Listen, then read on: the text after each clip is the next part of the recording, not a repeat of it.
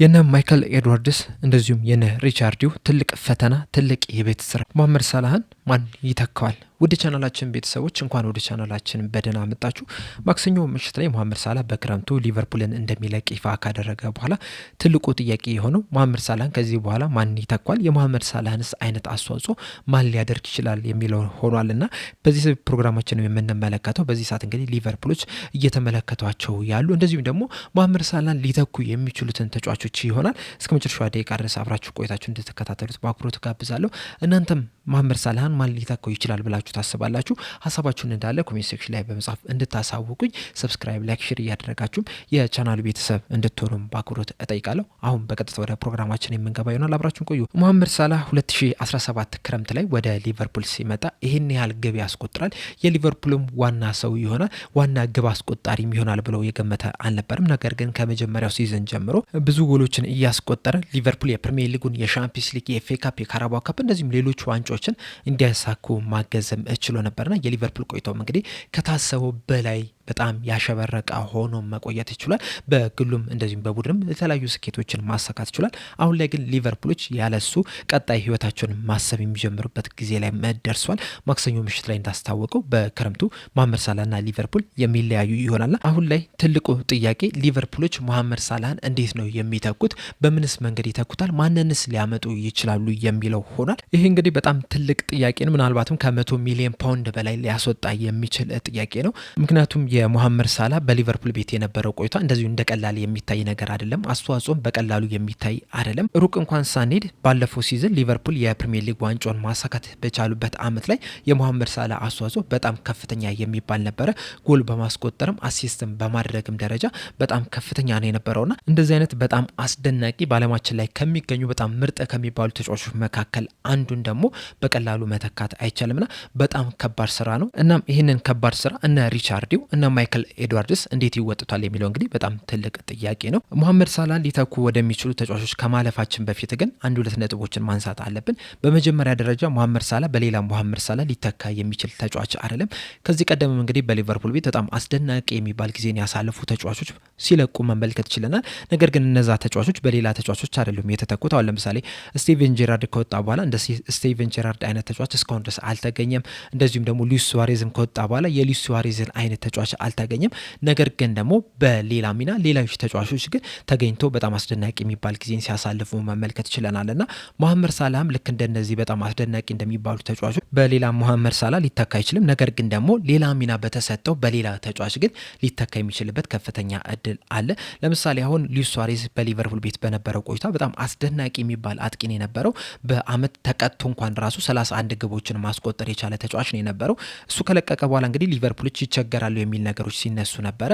ነገር ግን እሱ ከለቀቀ በኋላ ደግሞ የሱን ቦታ በማን ተተካ? በፊሊፔ ኮቲኖ ነው። ፊሊፔ ኮቲኖና ሱዋሬዝ ደግሞ በጣም የተለያዩ አይነት ተጫዋቾች ናቸው። የተለያየ ሚና ላይ የሚጫወቱ ናቸው።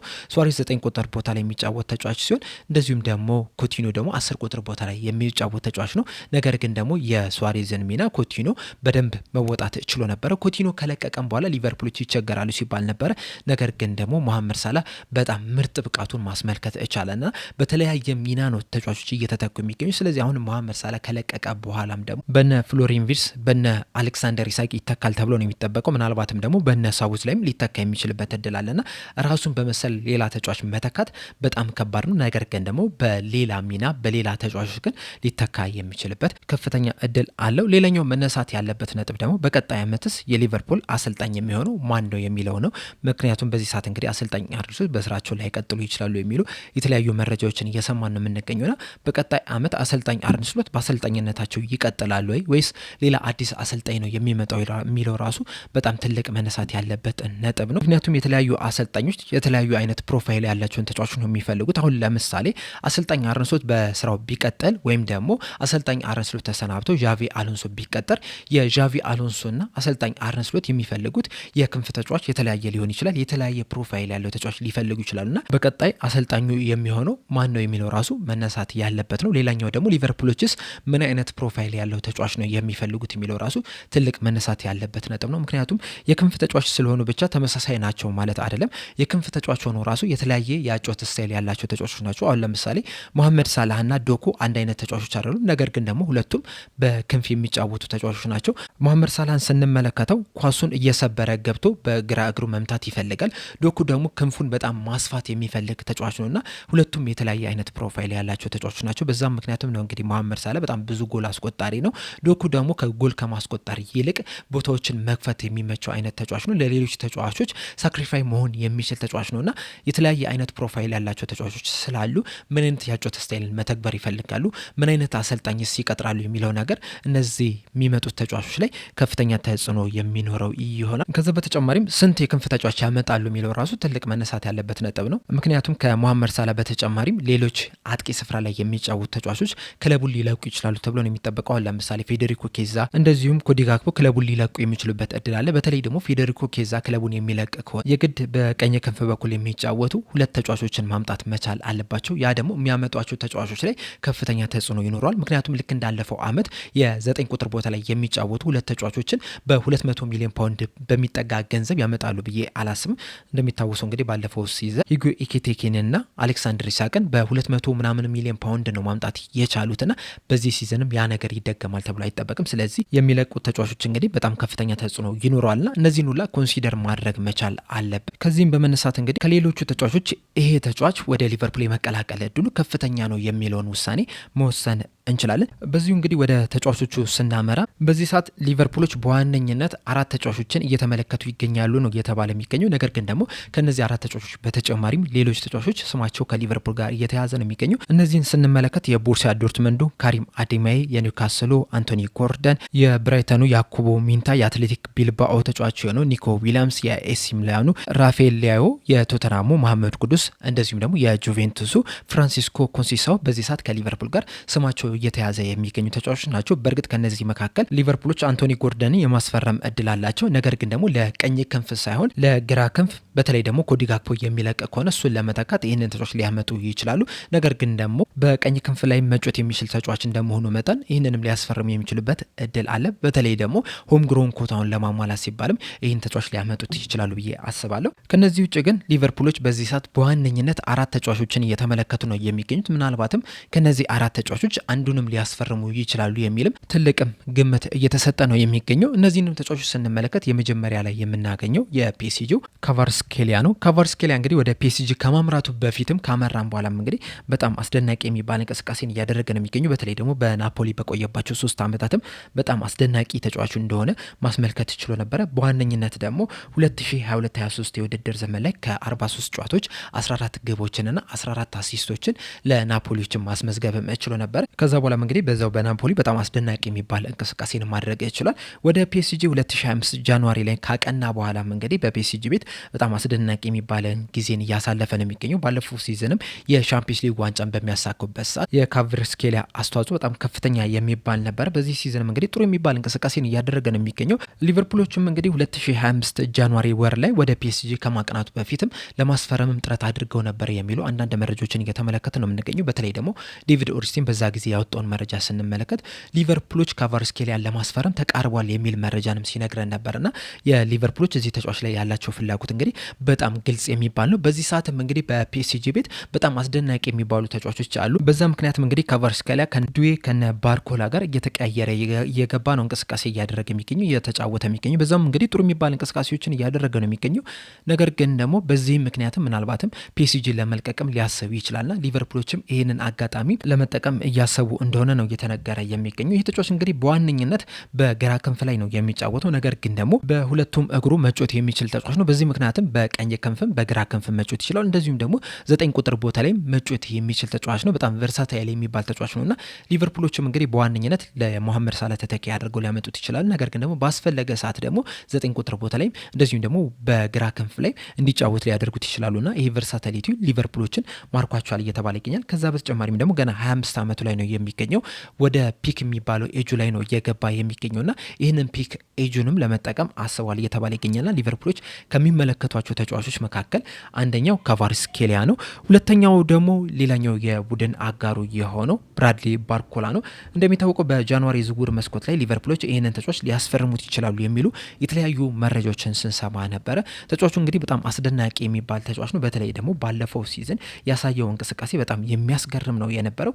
በ58 ጨዋታዎች 21 ግብና 18 አሲስት ማስመዝገብ የቻለ ተጫዋች ነው። ይህም ማለት እንግዲህ በ53 ጨዋታዎች 39 የጎል ኮንትሪቢሽን ማድረግ ችሏል። ፒኤስጂዎችም እንግዲህ የተለያዩ ዋንጫዎችን ሲያሳኩ የሊግ ዋንጫ እንደዚሁም ደግሞ የሻምፒዮንስ ሊግ ዋንጫዎችን በሚያሳኩበት ሰዓት የዚህ ልጅ አስተዋጽኦ በጣም ከፍተኛ የሚባል ነበር። እንዲሁም ወደ ሁለተኛው አጋማሽ ላይ ከቫርስኬሊያን ካስፈረሙ በኋላ እየተቀየረ እየገባ ነበር ሲጫወት የነበረው። ነገር ግን በመጀመሪያው አጋማሽ ላይ ግን በጣም አስደናቂ የሚባል ተጫዋች ነበረ።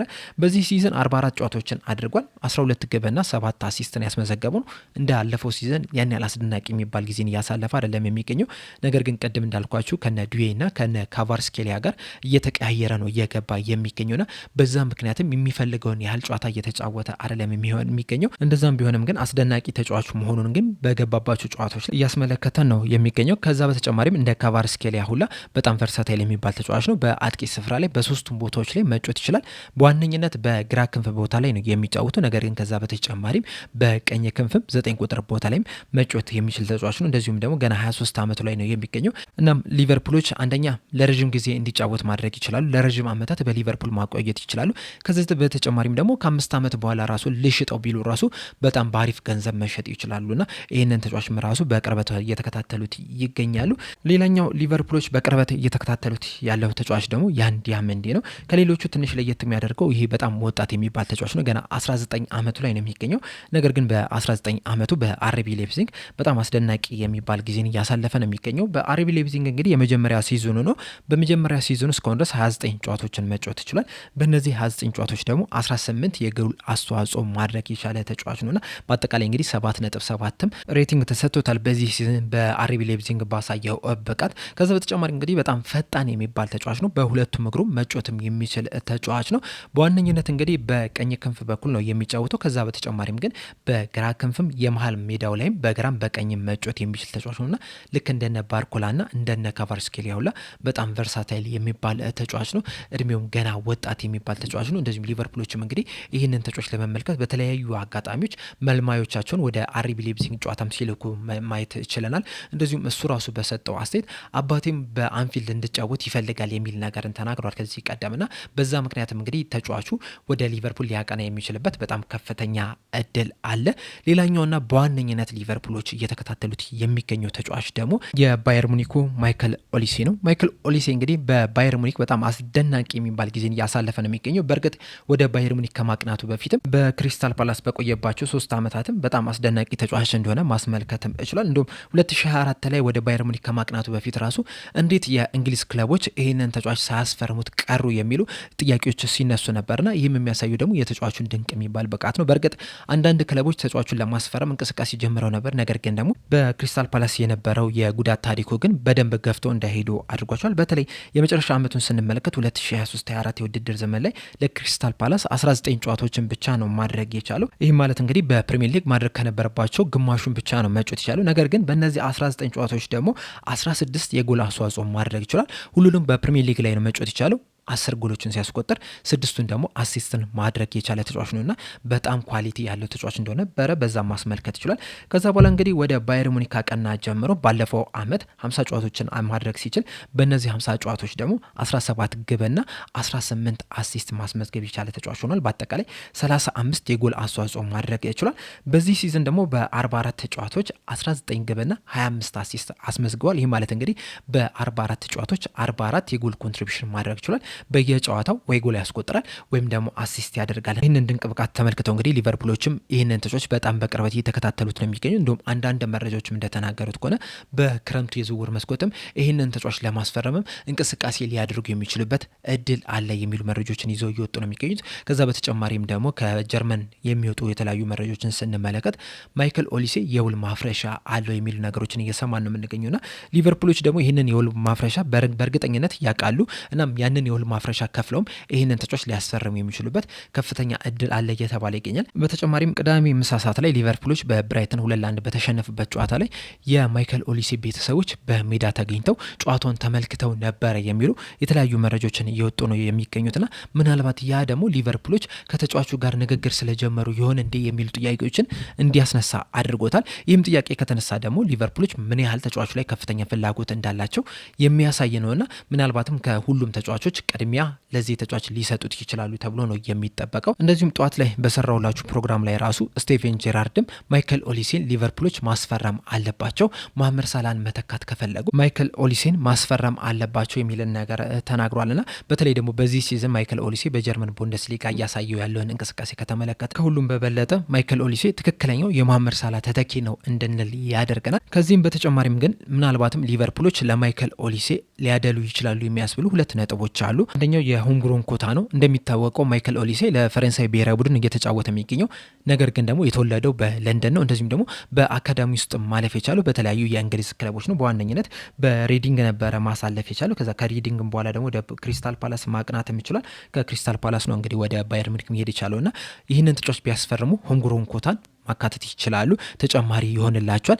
አንደኛው አድቫንቴጅ ይሄ ነው። ሌላኛው አድቫንቴጅ ደግሞ ከሌሎቹ ተጫዋቾች በበለጠ በእንግሊዝ ፕሪሚየር ሊግ ውስጥ መጫወት የቻለ ተጫዋች ነው። ቅድም እንዳልኳችሁ በክሪስታል ፓላስ ለ3 ዓመታት መቆየት ችሏልና ከነ ካቫርስኬሊያ ከነ ባርኮላ እንደዚሁም ደግሞ ከያን ዲያመንዲ በበለጠ ኦሊሴን ቢያስፈርሙት ለሊቨርፑል ከፍተኛ ጥቅም ይሰጣቸዋል ብዬ ነው የማስበውና ሊቨርፑሎች ከነዚህ ከአራት ተጫዋቾች ሊቨርፑሎች ማይከል ኦሊሴን ለማስፈረም ቅድሚያ ይሰጣሉ ብዬ ነው የማስበው። ነገር ግን ደግሞ የማይከል ኦሊሴ ዝውውር ማይሳካላቸው ከሆነ ከካቫርስኬሊያና ከባርኮላ ይልቅ ፊታቸውን ወደ ያን ዲያመንዲ ያዘሯሉ የሚል ግምት ነው ያለኝ። ምክንያቱም ደግሞ ከነዚህ ከሶስት ተጫዋቾች ለማስፈረም የሚቀለው ያን ዲያመንዲ ነው። ምናልባትም ሊቨርፑሎች ያን ዲያመንዲን ሊያስፈርሙ የሚችሉበት እድል አለ ብዬ አስባለሁ። በተጨማሪም ደግሞ መሐመድ ሳላህና ፌዴሪኮ ኬዛ ሊቨርፑልን ቢለቁ ማንን ሊያስፈርሙ ይችላሉ የሚለውን ጥያቄ ስናነሳ ራሱ ማይከል ኦሊሴን ከቅድሚያ ያስፈርማሉ። ከሱ በተጨማሪም ደግሞ ምናልባትም ዌስትሃም ከፕሪሚየር ሊጉ የሚወርድ ከሆነ ጃረድ ቦን ለማስፈረም እንቅስቃሴ ያደርጋሉ ብዬ ነው የማስበው። ከዛ በተጨማሪም ደግሞ ሌላ ወይም በጣም በትንሽ ገንዘብ የሚገኝ ተጫዋች ወይም ደግሞ በነፃ የሚገኝ ተጫዋችን ሊያመጡ ይችላሉ ብዬ ነው የማስበው። እንዲሁም በአንድ ወቅት ላይ ሃሪ ዊልሰንን ሊያስፈርሙ የሚችሉበት እድል አለ የሚል ነገሮችንም ስንመለከት ነበረና አንድ በጣም በትልቅ ዋጋ ተጫዋች ያስፈርማሉ። ከዛ በተጨማሪም ግን በጣም በርካሽ ዋጋ የሚገኝ ተጫዋችን ሊያስፈርሙ ይችላሉ ብዬ ነው የማስበው። ለምሳሌ አሁን ማሊክ ፎፋናን ራሱ ሊያስፈርሙ የሚችሉበት እድል አለ ብዬ ነው የማስበው።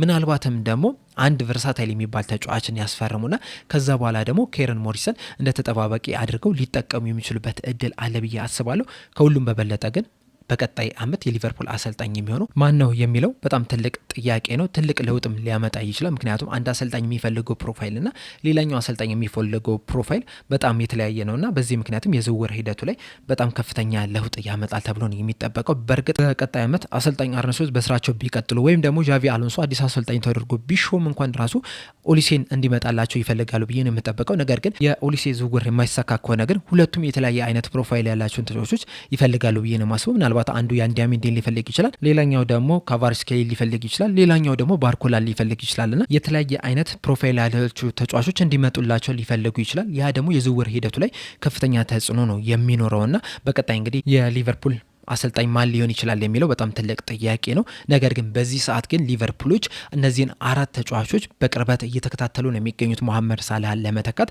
ከነዚህ አራት ተጫዋቾች መካከል ግን እናንተ ለሊቨርፑል ትክክለኛው ተጫዋች ይሆናል ብላችሁ የምታስቡት የትኛው ነው? እንደዚሁስ ሁለት ተጫዋቾችን ሊቨርፑሎች የግድ ማስፈረም ካለባቸው ማንና ማንን ያስፈርማሉ ብላችሁ ታስባላችሁ? ሀሳባችሁ እንዳለ ኮሜንት ሴክሽን ላይ በመጻፍ አሳውቁኝ። ለአሁኑ እኔ እዚህ ላይ አበቃው። እስከ መጨረሻው ደቂቃ ድረስ ስለተከታተላችሁኝ ከልብ አመሰግናለሁ። በቀጣይ በሌላ እስከምንገናኝ ድረስ ሰብስክራይብ፣ ላይክ፣ ሼር ማድረግ እንዳትረሱ። ቸር ያቆየን።